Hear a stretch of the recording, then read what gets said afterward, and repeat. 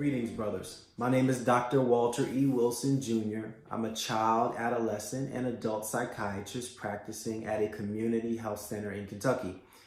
And we're going to talk in this very short podcast about Black men and mental health. Now, that's a very broad topic, and we won't be able to cover everything in 5, 6, 7 minutes, but we can talk a little bit about the state of Black men with regard to mental health and accessing mental health services.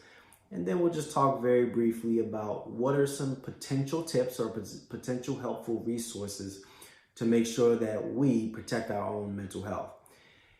And so first, it needs to be understood that African Americans in general and Black men specifically have actually been found to have very similar rates of mental health or mental illness, I should say, as other groups in this country. So what is the issue with regard to accessing care? Well, one study actually suggested that 27% of Black and Hispanic men between the ages of 18 and 44 with anxiety or depression likely have used mental health services in the past. Now, that's a very small amount. Think about that. Only a quarter of Black men and Hispanic men with anxiety and depression have actually utilized mental health services. Now, that's in comparison to 46% of non-Hispanic white men. So we also have to ask ourselves, why is there a disparity?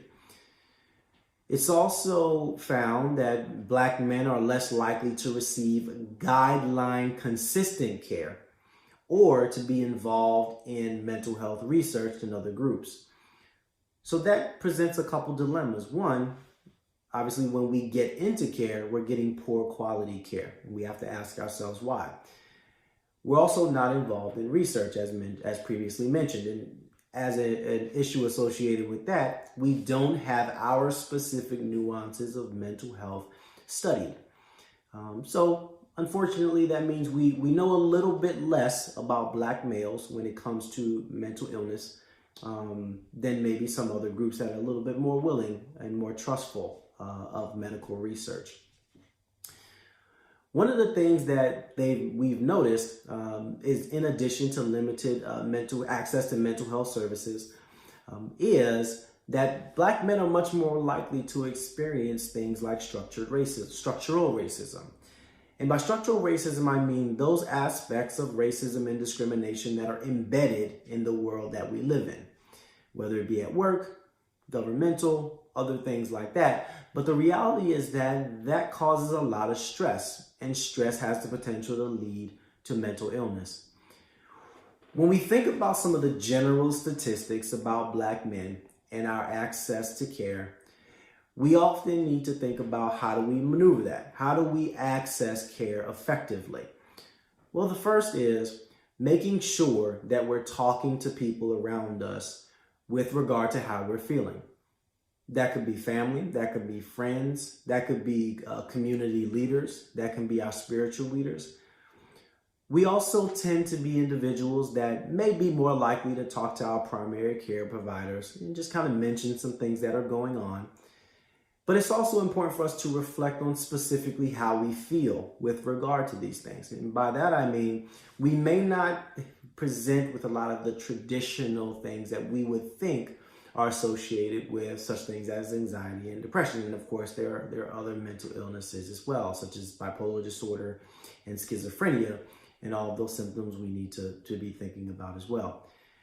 But we may be presenting with fatigue, not having the same energy. We might feel a little bit more irritable. What we want to do as Black men is be in tune to how we feel and be reflective of how we feel each and every day. Now, sometimes we get caught up in the balance between a healthy sense of masculinity, and sometimes that's associated with holding our emotions in, or at the very most, being able to regulate our emotions and not show them to others. Now, there is some good in that. We want to make sure, just like everyone, that when we have emotions, we're not just open faucets of emotions all day. But we do want to make sure that we're in tune to our own emotional language, and we're able to detect when something's wrong and understand that there is strength, masculinity, and resilience in actually getting help. And so first, recognizing in ourselves what those things are, what the potential symptoms are, and if we're struggling. And generally speaking, when we're thinking about mental health versus maybe just a little bit of stress or a little bit of sadness or things like that, is what we have to do is we have to ask ourselves, is what we're suffering from, what we're going through, impacting our day-to-day functioning? If the answer is no, that doesn't necessarily mean that you're out of the waters. You always need to continue to pay attention and make sure that you're having an honest assessment of how you're feeling. But if the answer to that question is yes, then you probably need to seek some professional help. And so when we think about actually seeking help, we don't want to refrain from doing so simply because we feel like we're Black men and we can keep it and hold it all in.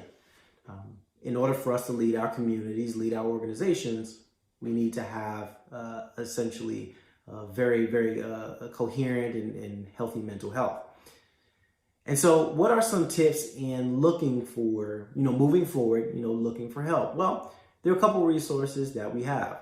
One, again, your primary care provider. Two, spiritual leaders. Some of us are very, very close to our church families.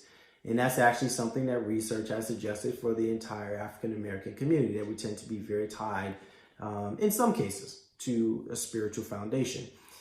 So your spiritual leaders and spiritual counseling can be one avenue.